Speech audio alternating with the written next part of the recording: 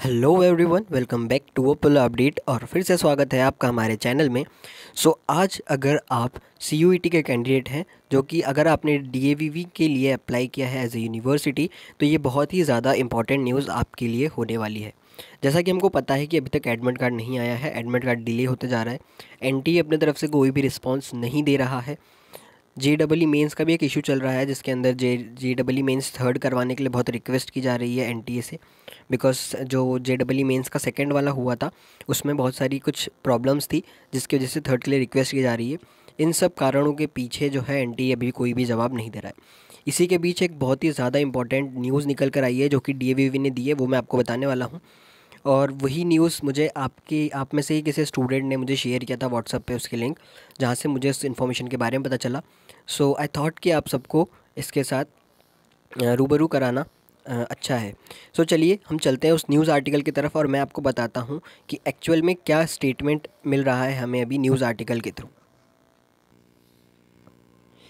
I hope आप लोग देख पा रहे होंगे स्क्रीन के ऊपर, ये जो है हमारा टाइम्स ऑफ इंडिया का आर्टिकल है, न्यूज़ आर्टिकल, जिसके अंदर सबसे हेडलाइन लिखी हुई है पहले कि admission on merit basis likely in courses under CUET। ठीक है, ये 18 अगस्त का है, आप जैसा कि देख पा रहे हैं। ठीक है, 8:16 का।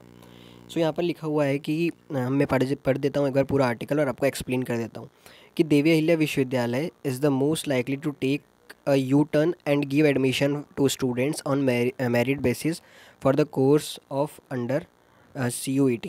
ठीक है, इनका ऐसा कहना है कि जो हमारा DAVV है, वो हो सकता है कि अब यू टर्न ले ले, और जो हमारे एडमिशन्स है उसको किसके बेसिस पे दे, हमारे मेरिट के बेसिस पे दे, बिना एग्ज़ाम के। ठीक है, Executive Council members, EC members, discussed the feasibility of alternatives on Wednesday, since entrance exam is getting delayed and it will further delay the new academic session। ठीक है, यहाँ पर ऐसा कहा है कि जो EC के मेंबर्स की मीटिंग हुई थी, उसमें ऐसा कहा गया कि एग्ज़ाम जो है वो डिले होती जा रही है।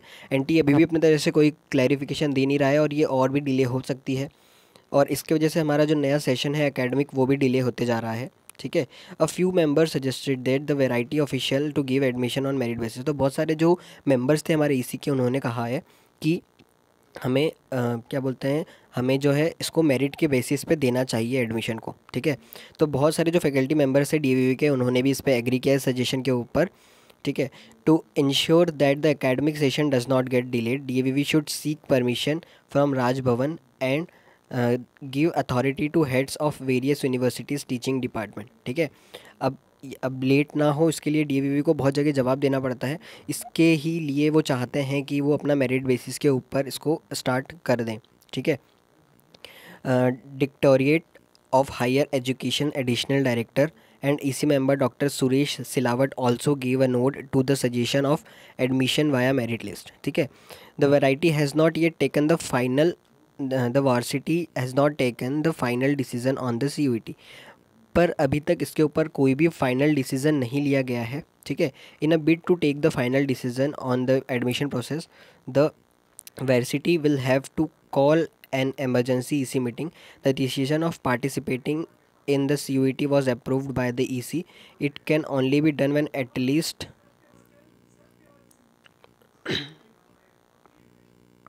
Selected officers affirm the decision. तो इसका मतलब ऐसा है कि अभी इसके ऊपर एक फ़ाइनल डिसीजन लिया जाना बाकी है। इसके लिए एक अर्जेंट मीटिंग बिठाई जाएगी, और ये तभी फाइनल होगा जब जो भी EC के मेंबर्स हैं, जिनके थ्रू ये डिसाइड किया गया था कि CUET के अंदर एडमिशन दिया जाएगा, वही लोग इसके ऊपर जब तक रिलाय नहीं करते हैं कि मेरिट बेस पे नहीं दिया जाएगा, तब तक इसको फाइनल नहीं किया जाएगा। इसके ऊपर एक फाइनल मीटिंग होना अभी बचा है। It can only be done when at least 7 members affirm the requirements. ठीक है, कम से कम 7 मेंबर जो है वो इसको कहें।